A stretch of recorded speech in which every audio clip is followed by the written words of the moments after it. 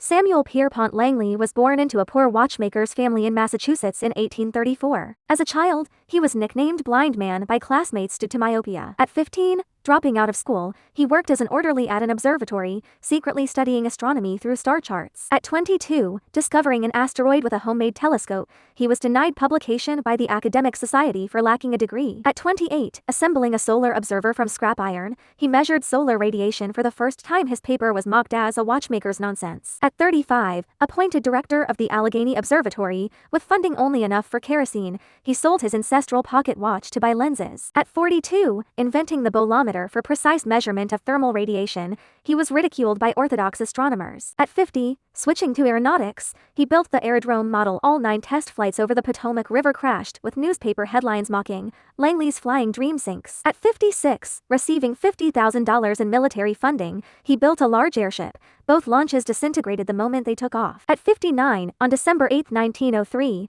9 days after his last failed test flight, the Wright brothers succeeded. Staring at the wreckage, he sighed, "I was only one wire away from the sky." At 62, dismissed from his post as secretary of the Smithsonian Institution, he held the model and said to an empty bottle, "At least you won't betray me." At 65, witnessing planes enter the battlefield, he refused to participate in military research, saying, "This thing should carry people to soar, not drop bombs." At 68, awarded the Humboldt Medal, he stared at the trophy in deep thought during the ceremony. At 70, suffering a heart attack, he refused to use the new oxygen mask, "Leave it for younger pilots." At 71, his last words, "Don't lower the flag for me, I want to fall cleanly."